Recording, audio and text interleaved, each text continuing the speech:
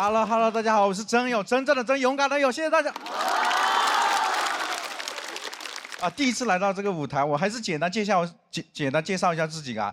我是这个来自云南的这个边疆少年。是不是大家看见了边疆，没看见少年？那除了这个长相之外，我其实最大的特别是我的口音，大家听得懂吗？听得懂。对啊，我这口音很奇怪，连普通话都说不好。我妈到今天她都甚至不理解我这普通话能靠说脱口秀赚到钱。我妈不知道我选择了多艰难一条路呀。其实我这口音打电话很容易赚到钱的。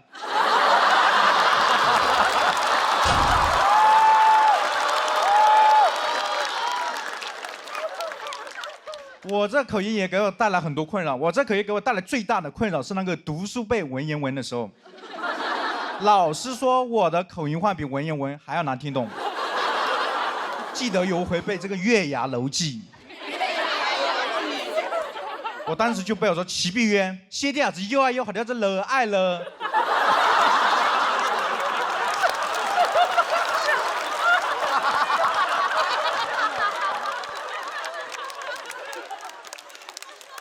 贝尔这老师生气的跟我说：“真勇，要不你拿你家乡的方言背背吧，这样至少能保证月牙楼在中国。”但其实造成这口音的原因是我说少数民族话，我是少数民族，而且出生在那种多民族聚集地。我告诉大家，我是那个出生在云南省红河州金平苗族、瑶族、傣族自治县的哈尼族。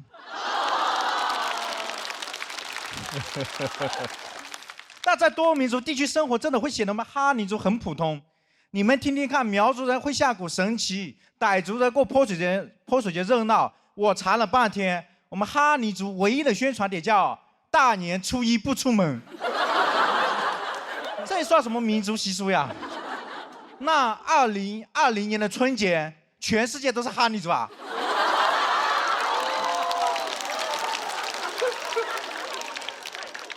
但是很多人对我们这种多民族地区很好奇。之前就有人问我说：“你们那边是不是还有民族住在那个部落里面？”部落，我们那边早就改名了，叫社区。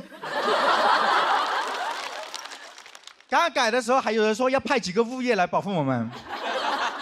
我们说好的，我们会保护好这些物业。还有人更好奇啊，之前有人跑过来跟我说：“真有，你们那么多少数民族，小学的时候一起读书，民族之间不会有文化冲突吗？”我小学的时候连文化都没有。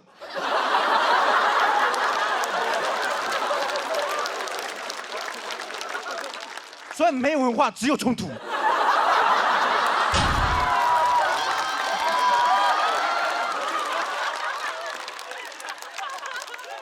比以前我们的冲突根本打不起来啊，因为我们根本听不懂对方在骂什么啊。除了少数民族聚集地之外，这里还是祖国的边疆边境。我告诉大家，我出生的地方有多边疆。就我出生的老家有块地种着香蕉，这边是香蕉，这边是进口香蕉。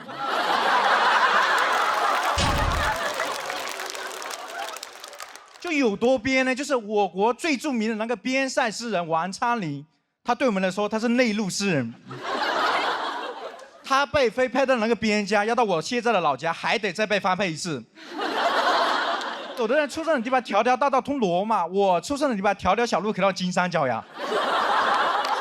但我特别不能理解的一个点，我今天生活在成都，我妈生活在这样的老家，她特别担心我在成都被人卖到缅北。我说妈，更应该注意人事你吧。我在成都离边界线1000多公里，你在老家离边界就只有1公里。但我妈这个人特别乐观呀，她跟我说：“孩子，我担心啥呀？对面的现在我熟悉了呀。”被骗过去了，我骑个摩托车就回来了。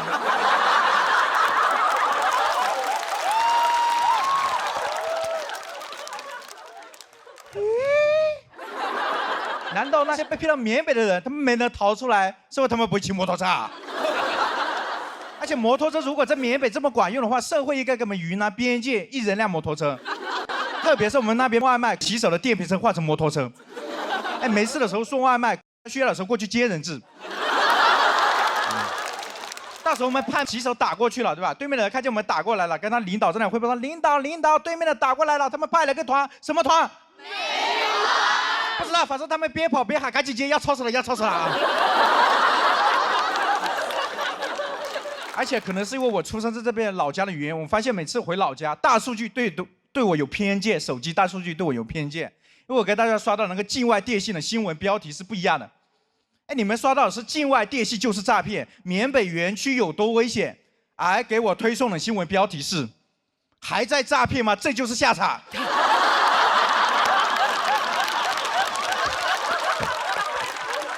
好，今天讲到这，现在我是边家少爷郑勇。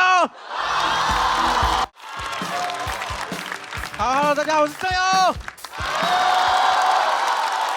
你们发现没？真的很特别，是吧？连长相都很特别。现在很多观众说我长得像那个刘仁成加小罗的合体版，但我其实更想长得像小罗一点啊。我说喜剧，不是长相哈。我最特别的还是这个我的口音。因为我没怎么会说普通话嘛，你们也听得出来很特别。但是做脱口秀给我带来一个最难的点是，我辛辛苦苦写了很多梗，最后都还没有我的口音搞笑。那除了口音之外，我还有一个特殊的身份是云南的嘛，我给大家简单介绍一下自己啊，我是那个来自云南省红河哈尼族彝族自治州金平苗族瑶族傣族自治县的哈尼族演员。所以就是我现在什么民族话都会，就是最不会的就普通话。但我现在不理解的是，比赛真的很累，现在都已经比到第3轮了，节目组还没告诉我少数民族啥时候才能加分。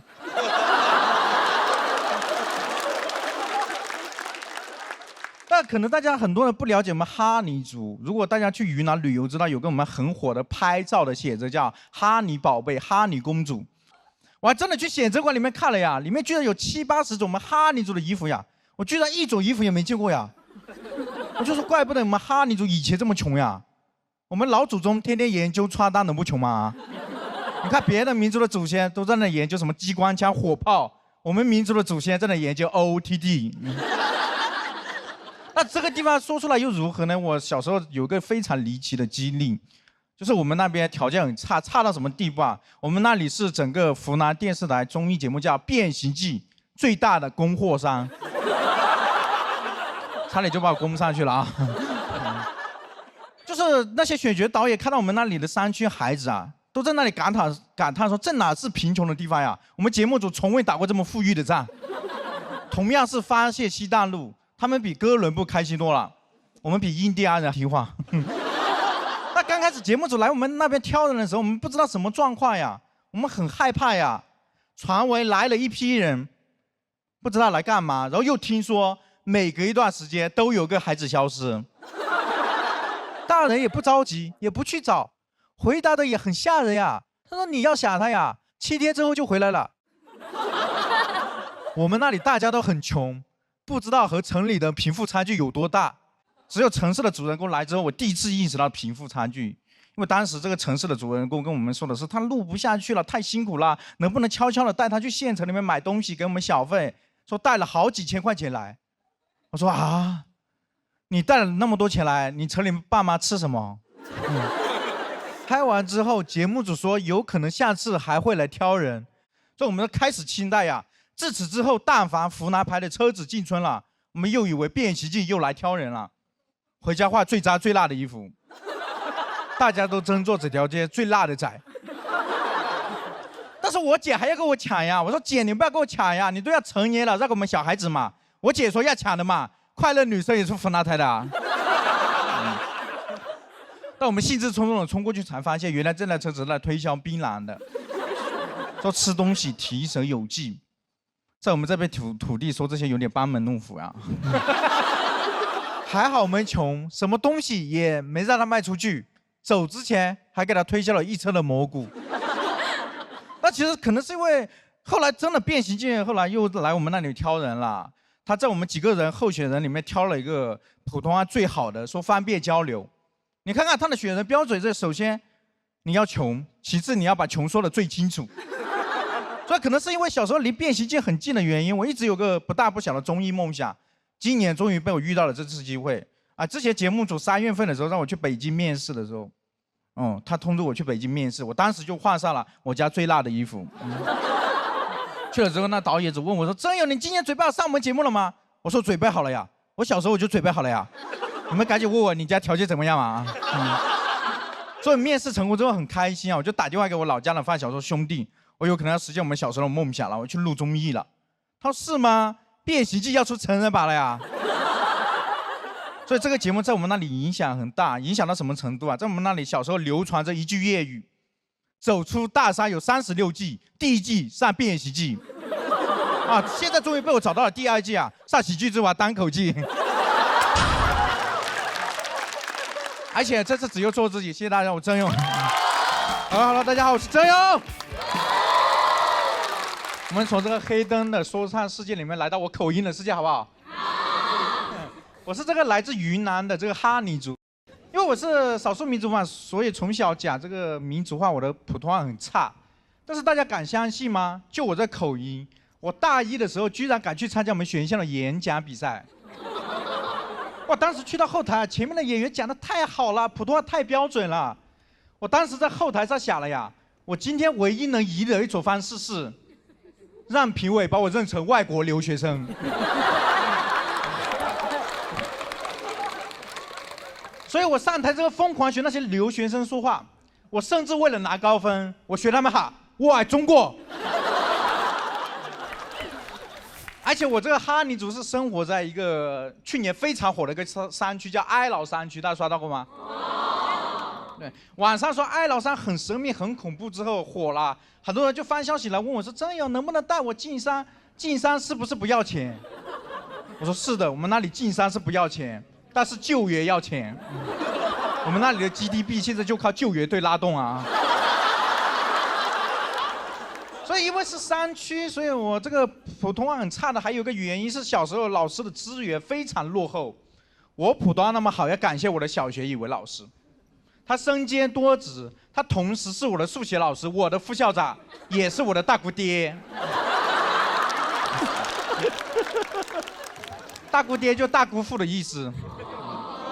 他没上过什么学，就来教我们了。就你们遇到过一种情况吗？就是老师跟同学一起解题，同时解不开。这道题被侯佩岑老师解开了。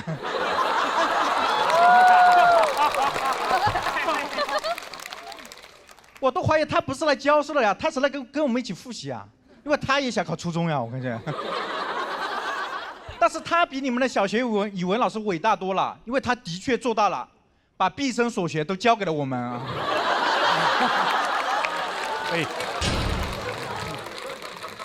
这其实就是我们学校的那个环境也非常差，我们学校就在那个村子里面，旁边是村民养的那些家禽家畜。小时候大家也做过那个鸡兔同笼的题，我们都不用算，我们直接出去数。但我数了很久，告诉大家一个正确答案：鸡和兔真的很难同笼啊。这动物根本关不住，它跑进了学校里面捣乱。有一次，老师在黑板上面解题，有2头牛就冲进来了。我们说：“老师牛啊牛啊！”老师说：“谢谢谢谢。”但是他转过来之后发现情况不对劲，他要立马紧急停课，想让赶我们走，让我们回家。但是我们一个学生也没走呀，我们想看呀。所以这么跟大家说吧，我小时候云南半步都没出过，但是我在现场观摩过西班牙斗牛。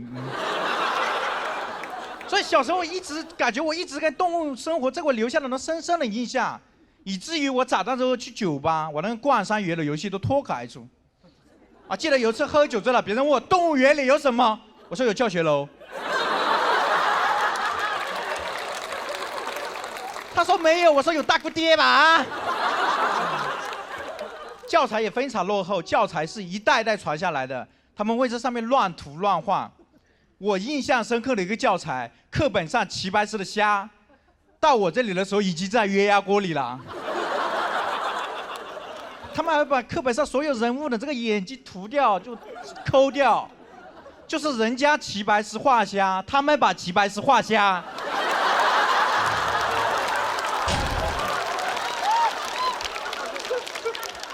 后来终于情况好点了，终于有个师范生来教我们编家了。但是师范生的这个师范老师的生活更艰辛，他要去跋山涉水，去县城运输一些物资回来给我们。就比如那个方便面，小时候在我们那里很稀缺，方便面，在我们那里很稀缺，它甚至都不是一种主食，而是一道菜，很美味的菜啊。我小时候就特别喜欢吃那个方便面配米饭，每次吃完我感觉幸福的头昏眼花。现在我才知道叫晕态啊。有一次也很绅士，老师给我们带来了4种不同口味的方便面，那也是我人生中第一次吃4菜1汤，所以吃的很艰难。我们少数民族是吃那种野菜野果。有一次我就把我家的野菜给老师吃了，老师说真有，这野菜真的能吃吗？我说老师，这野菜当然能吃呀，我们哈尼族祖祖辈辈吃了3000年，把自己吃成了少数民族。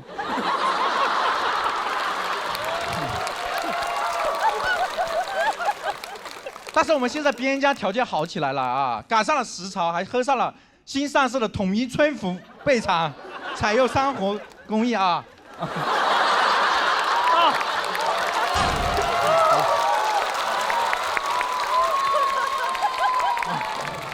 边疆人民还是不太适合接商务，好好做喜剧吧。但是对于当时的老师还有个特别难的点是洗澡，我们都是在河边洗，但是他不好意思跟我们洗，他就要跑去深山里面洗。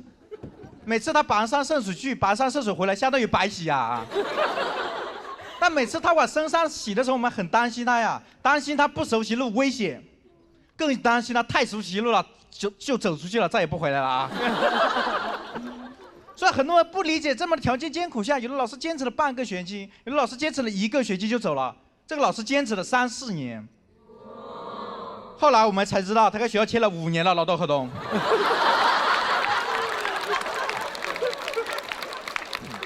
不过这个老师特别好，他坚持了6年才走的。老师还特别好，走之前还跟我说：“曾勇呀，我特别看好你，你一定要努力走出前面这座大山。”我说：“可是老师，走出前面这座大山，对面是越南。”但我今天想站在这个舞台上跟老师说，欢迎老师回到我们边疆，现在我们那里有洗澡的地方了。我大姑爹也退休了，欢迎你来当校长啊！来，长到这下对啊！好，我是彩玲。哎呀，我能进总决赛，说明这节目也挺菜。比到这儿说点真话吧，这个节目是有点黑幕的。半决赛的时候，节目组就跟我们说，你们谁打到了总决赛，就可以坐着这个电梯闪亮登场。我们就跟节目组说，这个电梯其实可危险了，如果有演员看不清、站不稳，就可能出事儿。节目组说我们解决，然后当天就把黑灯和小佳淘汰了。对，确实是。我瞎说的啊！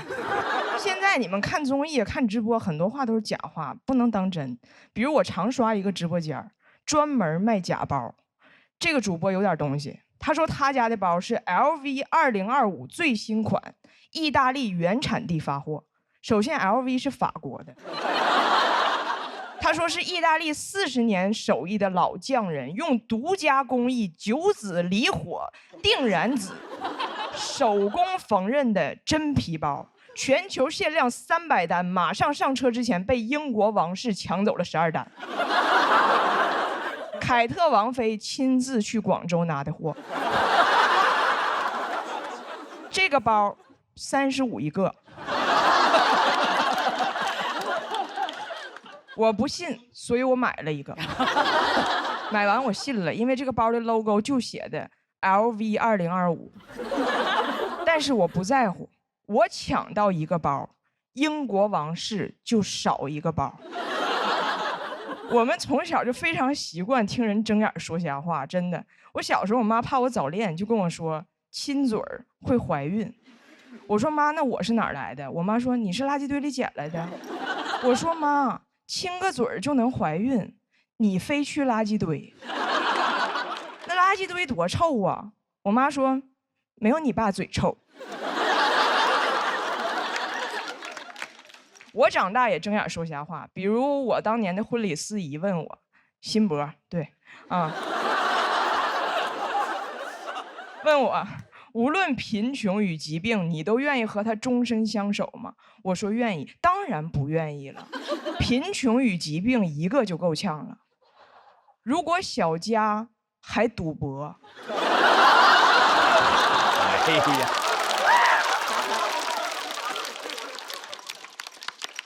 那只能再见爱人。你都没法让他金盆洗手，金盆你买不起，手他还洗不明白。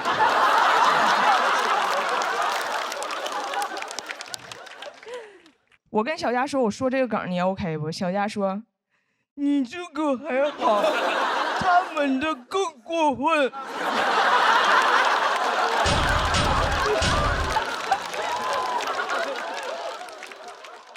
他让我呈现的啊。前面说的这些谎言吧，都很容易识破，但是生活中有些高端的骗术，它包裹得很好，听着就像真理似的。比如我从小就被人夸，女孩是小棉袄，女孩心细，天生就会照顾人。我当时听着可美了，我心想，我天生就会照顾人。我看《士兵突击》，我都想进去给许三多洗袜子。但你仔细想，这事儿符合逻辑吗？天生就会照顾人。医生给我接生说，哎，这小孩，你看这小孩，这胳膊上什么？套袖。这小肚子上什么？围裙。就爱刷盘子洗碗，你看给这胎盘刷锃亮。还有从小就听别人跟我说，女孩将来找个不累的工作，风吹不着，雨淋不着，太拼太爽不幸福。我工作为啥要担心风吹不着，雨淋不着啊？我不应该担心钱挣不着吗？但是当时我以为这些都是对我的宠爱，因为他们会说，你要是男孩，你给我去北上广，你甩开膀子去闯，没人心疼你。我当时6、7岁，我以为北上广是个场所，里边全都是甩开膀子的男人。直到有一次走错了，进了男澡堂，我说：“哎呀妈呀，误入北上广。”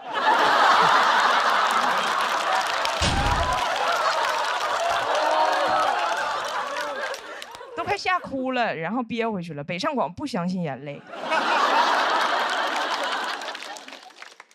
女孩找个不累的工作，这句话是个阴谋，因为她没有说下半句。这句话说全了是这样的：女孩找个不累的工作，所以有时间有精力照顾家庭，而家才是真正累死你的地方。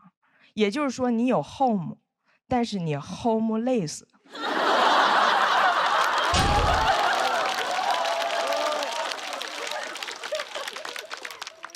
这些人间清醒的发言呢，都是我这2年的复盘。年轻时候我都信了，找了一个不累可以照顾家庭的工作，很早就结婚了，生了孩子。一生孩子，又有人开始瞎说了，说母爱是最无私的，当妈妈会自然享受母乳的感觉。我不享受。母乳是什么感觉呢？你们被蚊子叮过没？现在你想象一下啊，你抱着个蚊子。6斤8两的大蚊子，嘴这么大，脑袋这么大，双眼皮儿，一次就叮你40分钟，一天叮10多回，边吃它还边哭，你还得拍它，你还不能拍死它。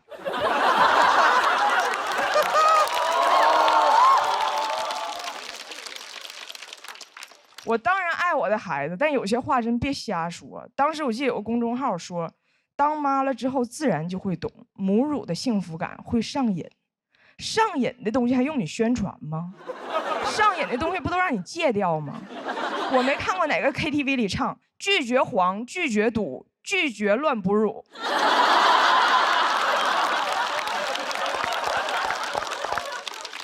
这些谎言会形成一个闭环。我找了一个不累的工作，我赚的就少，我就请不起阿姨，就只能天生就会照顾人。我越照顾人，我越无私，将来就会把钱都花在孩子身上，然后自己去直播间买 LV2025。我刚生完孩子那一年，一天到晚也不洗头也不洗脸，我看着镜子里我自己，我发现我妈根本就没骗我，我就是垃圾堆里捡来的，我应该洗个澡了。去哪儿洗？北上广。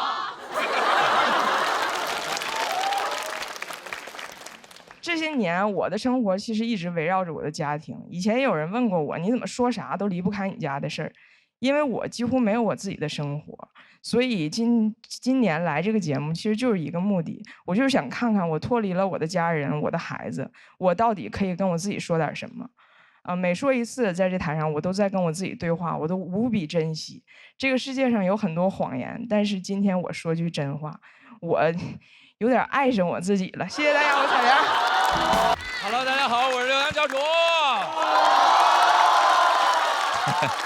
又走到总决赛第1轮了。去年就是在总决赛第1轮淘汰的，可以说离走完全程就差一点儿。今年就完全不一样了，看了前面的节目就知道了。今年差的不是一点半点儿，我天！之前的节目上来一轮，上来一个我比一个，上来一个我比一个，比一次我输一次，比一次我输一次。我现在去待定间就跟回家一样。我在待定间唯一的一件事就是给新来的人介绍这个待定间，告诉他们，你看这儿能拿水，这儿啊，这儿能玩手机，这儿啊，你在这儿偷偷哭，别人发现不了啊。我天，真的比一轮待定一轮。我在现场的时间都没有现场观众多。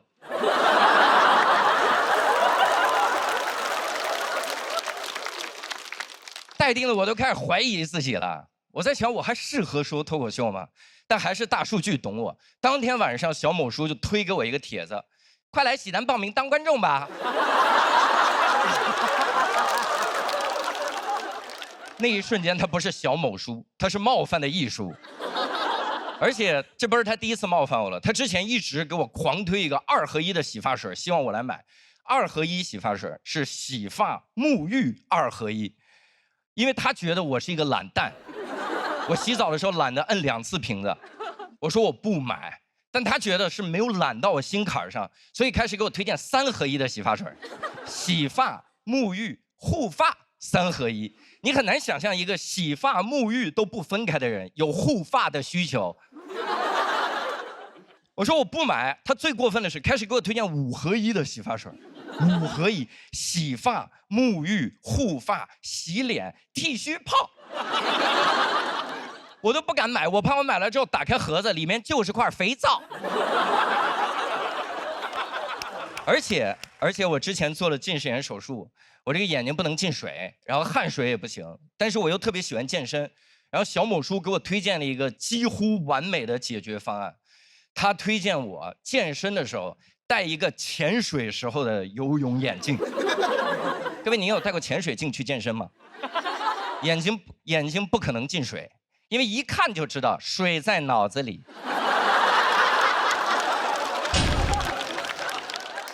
汗水进不了我眼睛，别人也进不了这健身房啊。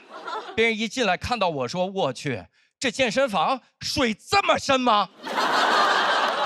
我说我干脆不如我就再背个氧气瓶，我带2脚蹼得了，我穿戴齐了健身得了。因为是这样的，各位，如果我只带潜水镜健身，别人会觉得我是一个有病的人；但如果我穿戴齐了健身，别人只会觉得我是一个迷路的人。我一进健身房说：“哎，海呢？不是，又走错了。哎呦，来都来了，练一组吧。”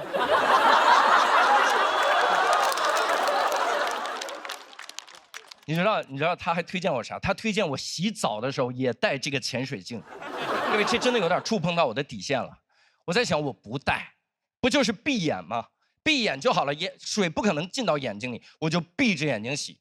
我闭着眼睛，水打湿我的身体。我刚要开始洗头的时候，我发现，我真分不清哪个是洗发水啊！我就后悔没买那个2合1的洗发水啊！那一瞬间，我都跟黑灯共情了。黑灯那个发型一看就是经常拿错洗发水啊！本来要拿洗发水，拿成了炸药。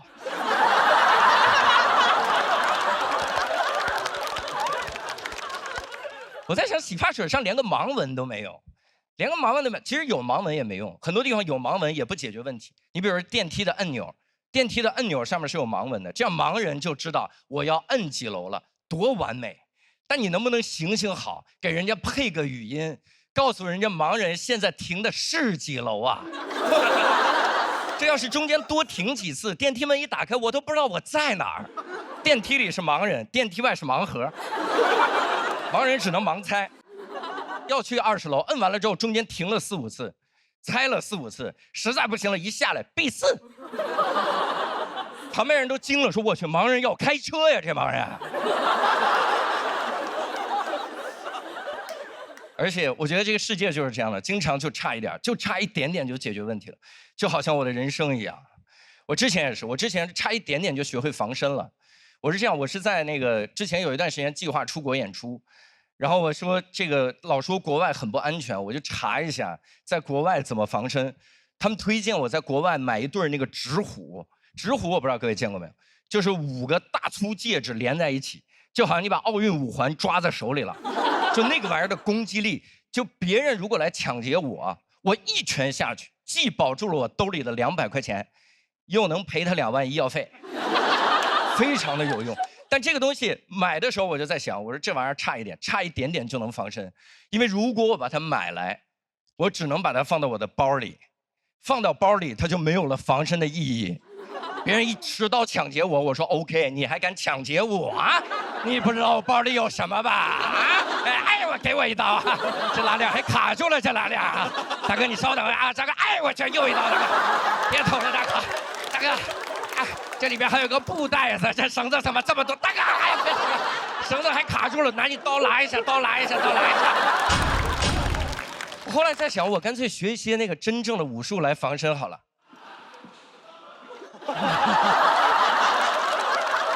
建议，爱奇艺，爱奇艺，我是不是早就已经被大哥捅死了？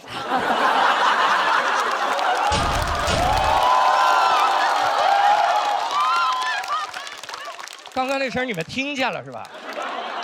太吓人了哈！爱奇艺的喜欢，那我再演一遍。他们。后来我在想，我不如学点真的武术来防身。我特别想学那种国家名字加武术名字的东西，听着就很厉害，什么巴西柔术、八柔、泰拳。后来我仔细一想，我说我如果要防身，我练什么武术啊？我练跑步啊！哎，跑步是世界上最好的防身方式。你什么时候见过博尔特挨揍？一次都没有。那边刚一挥拳，博尔特已经20米开外了。你想打博尔特，你得先打兴奋剂。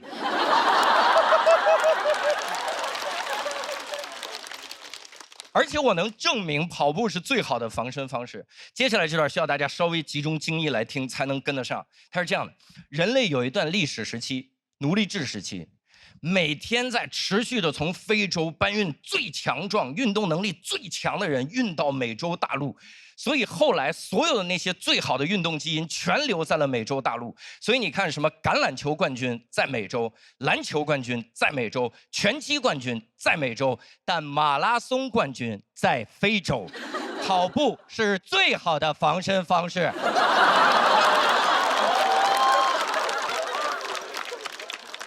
但即使是最好的防身方式，也差一点点，因为这样的，就是我平时穿的鞋呢是这种鞋，跑不快。我如果带跑步鞋呢，我就只能把它放包里。别人一抢劫，我说 OK， 大哥又来啊！你这玩意儿，哎，大哥又给我一刀，还是上次的刀口啊？这里面是纸虎，已经用不到了。哎，这怎么这么多东西？洗发水、沐浴露，早知道买个3合1了。哎，这是什么？第2轮的稿子现在已经用不上了。大哥，你拿着它。大哥，你拿着它。替我夺冠！大哥看着我的尸体说：“就这稿子进了也夺不了冠。”然后我如果真的想防身，我得学会飞才行。但实际上会飞也差一点，因为我想起了一个经典的失败案例，就是希腊神话里面的伊卡洛斯的故事。伊卡洛斯大家知道，他有一双蜡做的翅膀，然后它飞得太高，太阳把它的翅膀融化，它就从高空摔下来，摔死了。大家一直在嘲笑它的失败，但其实在我来看，它有很多的优秀的优点，比如说它热爱飞翔，它勇往直前，它向往自由。在我来看，它唯一的缺点就是它竟然不知道等到晚上再飞。那晚上飞还凉快呢，晚上啊。如果光看结果的话，他的确是一个差一点的悲剧人物。但如果只看过程的话，他其实只是一个极度热爱飞翔的人。这期也比到这儿了，2季以来非常感谢大家。我希望我能在喜剧的舞台上，永远做一个热爱飞翔的人。刘洋、赵卓下台鞠躬。Hello， 大家好，我是小雨。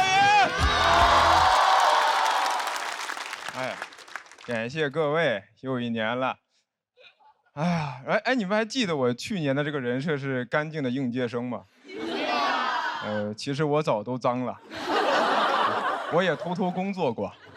我之前是干过2年补习老师，然后本来大家觉得老师是一个高尚的职业，就你为人师表，德高望重。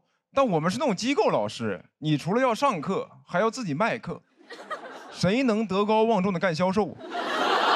我孔子站在路边发传单。子曰：“《论语春秋》了解一下，学过了，温故而知新。”哎，别走，最近搞活动，3人行必有免单。我们甚至真的入职培训就有教你怎么把课卖出去，怎么让家长掏钱。我觉得这可能就是为什么后来很多补习老师可以转型为非常优秀的主播。这玩意儿我们都练过，就开家长会的时候，像直播一样制造那种紧张感，说家长们，这课再不学，孩子马上就跟不上了。3、2、1，跟不上了。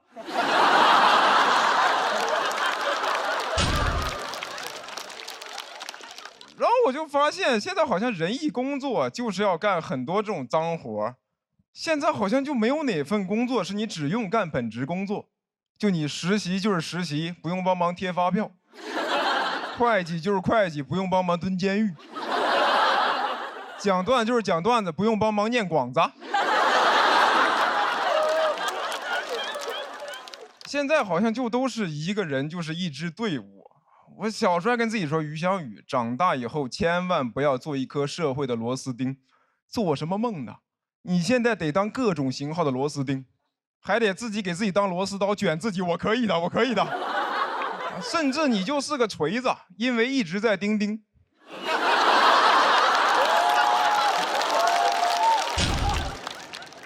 然后我不知道你们有没有遇到过那种，就是你在工作的时候有一个特别离谱的安排，然后就会你刚一不高兴，就会有人跟你说，你工作的时候不要有情绪，有情绪是不专业的表现。我说人怎么可能做到完全没有情绪？我唯一见过在工作中没有情绪的人，就只有杀手。但你把杀手逼疯了，他也有情绪吧？你试一下，晚上11点突然跟杀手说：“你用这1颗子弹，把这67个人杀完给我。DDL 今晚。”杀手说：“那我杀你1个就可以了。今晚是你的 deadline。Sorry bro, I'm a pro。”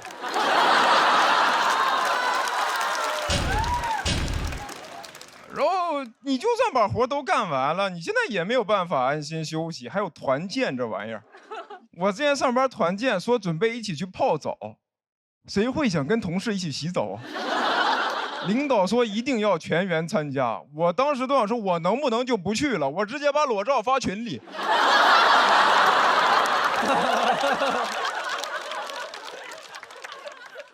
然后去应酬也很烦，我酒量又不太行。有一次我就说这个王总，那我以茶代酒，感谢您。他说等会儿，你先换成酒，你再说话。就是我也不是不想喝，主要是我讨好别人是需要保持清醒的。你要让我喝酒，喝完我可就不怕你了。我刚叫你王总，喝完我说小王你过来，我考考你。你说我刚才吐是因为酒呢，还是因为你呢？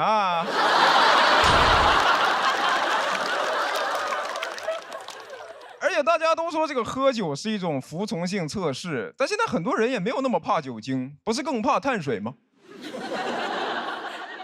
怎么没有人在饭局上劝饭呢？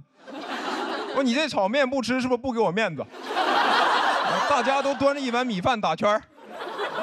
说领导这碗白的我干了，您随意。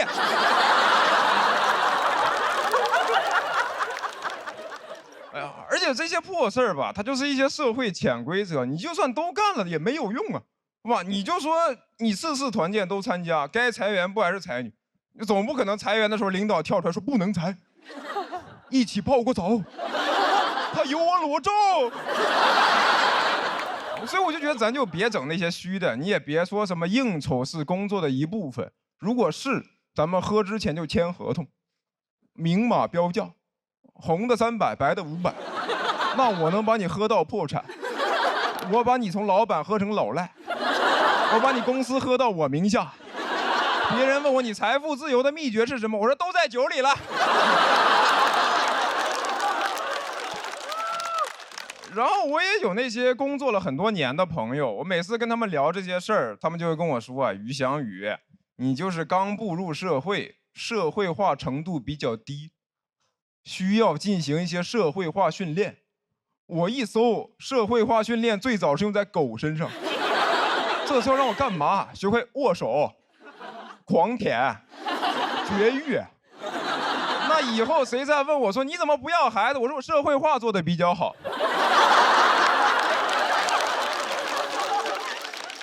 然后我上学那会儿还学了很多什么人是什么，读哲学说人是万物的尺度，人是社会关系的总和。现在一出来发现人是狗，是牛，是马，是驴，是温水煮的青蛙。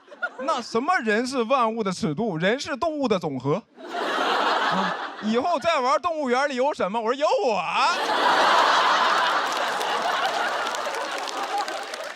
我就感觉现在这人都返祖退化了，那还学什么哲学呀？你把那个进化论倒着看，就是《资本论》。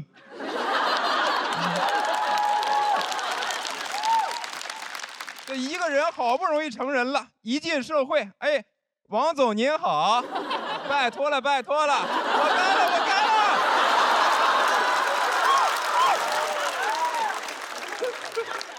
可别再让我退化了，再退化我可就要人了。谢谢你们，约了。